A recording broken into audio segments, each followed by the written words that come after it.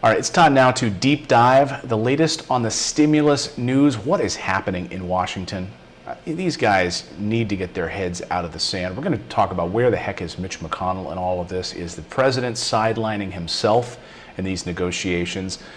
And so many people facing eviction. We're going to hear from the president of the United States on the eviction crisis and see if his words of comfort found any comfort for you. We'll talk about all of that and more.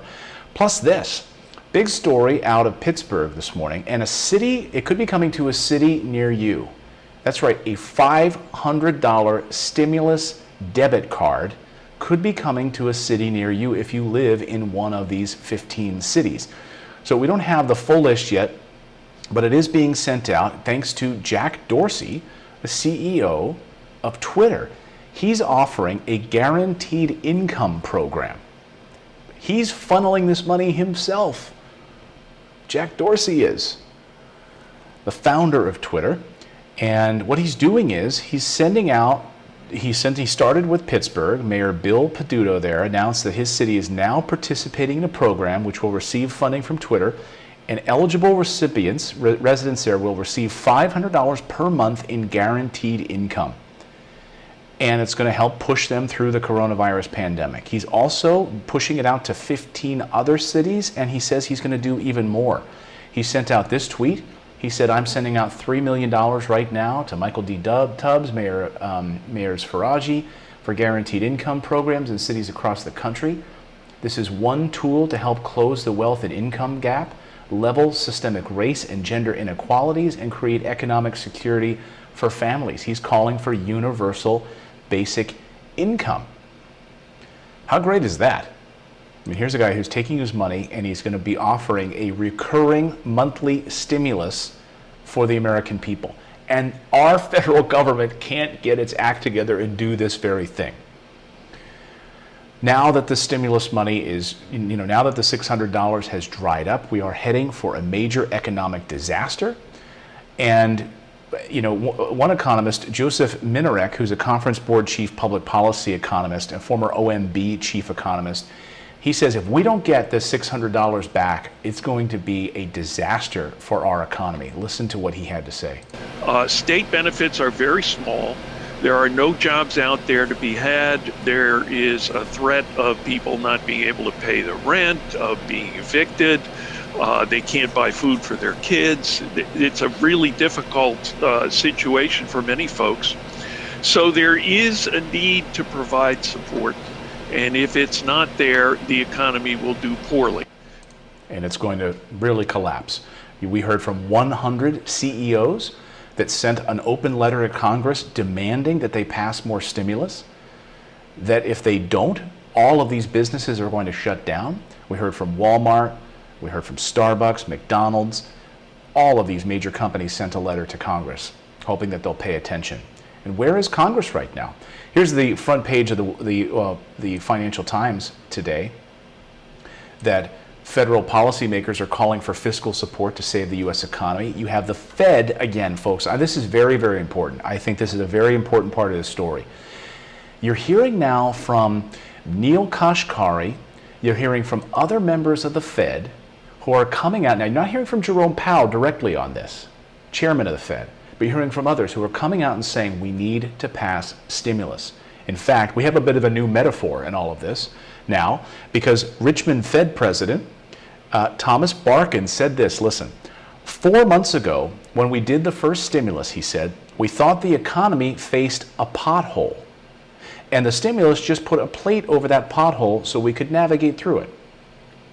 Now, escalation of the virus may be making that pothole into a sinkhole and creating a need for a long-term, longer plate, a longer stimulus package. And that's exactly what Fed Chief Jerome Powell had talked about a few weeks ago, which is this idea of a regular, recurring stimulus check. Like Jack Dorsey sending out $500 stimulus debit cards to 15 different cities and more if they qualify. I mean, it takes a CEO of Twitter to do what our government can't do right now? I mean, it's absolutely ridiculous. And right now, the biggest issue holding up these stimulus talks appears to be the money for states and local governments. This is an area where Nancy Pelosi has wanted over $1 trillion as part of their package.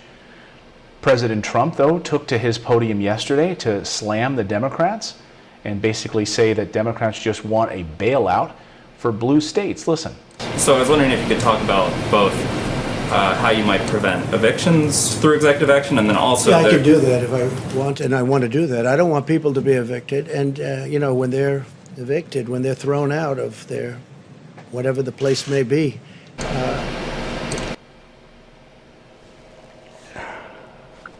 What? So, could you sign an executive order to prevent evictions? Yeah, I could do that. I could do that because it's awful. Because, people are going to be thrown out of wherever they might live. I could do that, but I'm not. He continues. In many cases, they go to big shelters.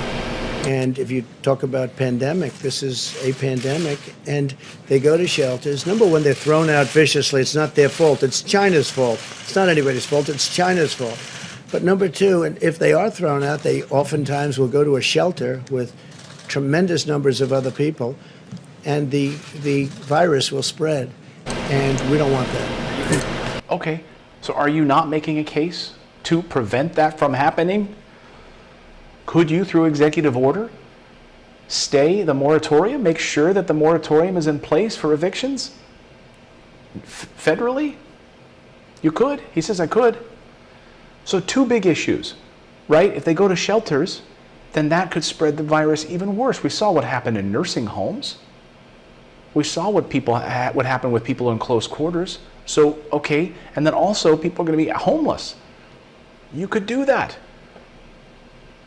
And, he says it's not our fault, it's China's fault. I don't care. If anyone's losing their home right now, I don't really think they give a rat's behind where this thing came from. It is what it is. So now I'm going to lose my home at no fault of my own. What can the federal government do?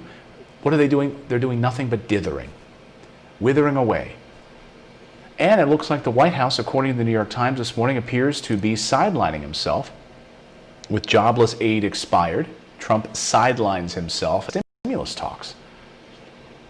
His top leaders have met with Democratic leaders to try to hash out a compromise, but he's continued to blast them and say that, they want too much money for state and local governments. He even called Nancy Pelosi Crazy Nancy, that says she has no interest in helping the unemployed. And he took to the podium to talk more about that yesterday. Considering suspending the collection of payroll taxes? Well, I can do that also through an executive order, so we'll be talking about that. But we're having a very good discussion with Nancy Pelosi and Chuck Schumer. The problem is they want to do bailouts of their various Democrat-run states and cities. And they want a lot of money. They want $1 trillion for that. And so they want to do much more than COVID-related. They want to bail out cities and states that have been in trouble for years of bad management. In all cases, Democrat-run cities. And we don't think that's fair. You understand that. You've heard it before. So there you go. While the American people suffer, things are deadlocked right now. That's where we are. And where is Mitch McConnell in all of this? Where is Mitch McConnell? No one knows.